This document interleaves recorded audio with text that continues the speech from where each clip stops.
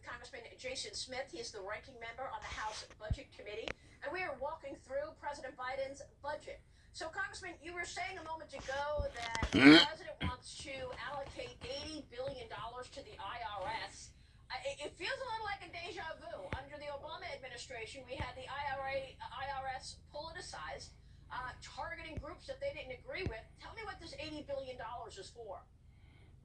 You know, they're proposing, Maria, to spend $80 billion to hire 87,000 IRS auditors. That's like filling the National Stadium 2 different times just to go after families and small businesses and farmers to make sure that they're paying their fair share with the auditors. And they believe that by hiring these 87,000 auditors, they're going to be able to come up with over $700 billion in revenues. So that means they're going to be looking under every crook and cranny to find what they can with every American, which is pretty scary.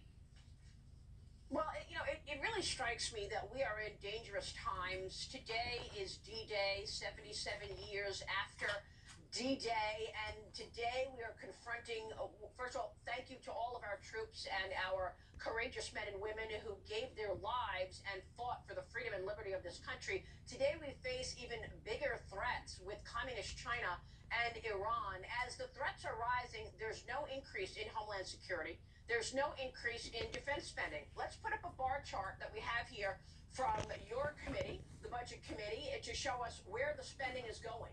Walk us through this. How come there's so much money going to education and no money going to Homeland Security? First off, when you look at that bar chart, Maria, this is additional increases. Anything that is non-defense roughly has an average of 16% or more of an increase whenever, remember, we've already funded all of these agencies where they have tens of billions of dollars in leftover funds from the 5 to 6 different COVID packages that has been passed over the year. So they already have more money than what they possibly can spend and that they're not spending. But when it comes to securing our border, you see not $1 in additional spending. And when it comes to providing for our men and women in uniform, the increase is so minimal. It's the lowest since World War II. Not only that, but at the out years, after a sugar high with all of this money going to the economy, his expectations for growth are flat, under 2%. So what's the point of spending all of this money if it's not leading to growth? But the real question I want to ask you, Congressman, is how is he planning on paying for this? Will he be able to raise taxes? Is he going to get it through reconciliation? And whose taxes are going where? Tell us the most egregious tax increases that you see. You know, Maria, what I think is the most alarming within this budget proposal, you hit on the GDP. In the president's budget proposal, he says GDP over the first 2 years will be at 2.2%. In the last 8 years of the budget, it will be 1.9%. The reason why it will be at 1.9% is because his policies will be taking effect. And his policies within this budget is increasing taxes to the highest level this country has ever seen. $55 trillion in collections of taxes over the next 10 years. You're seeing increases on low-income, working class. President Biden campaigned and said that he would not raise taxes on low income, but in fact, that's what he does in this budget proposal.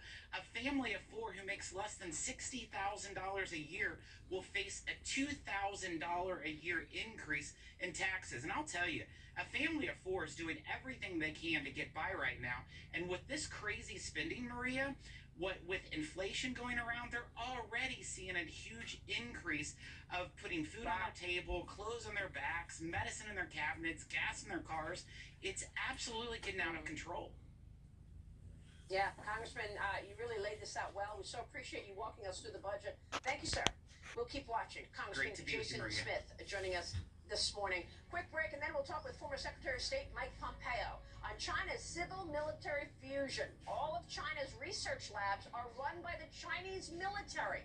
Yes, the Chinese military. So was it COVID-19 a bioweapon? And was America funding it? Don't miss it. He's next.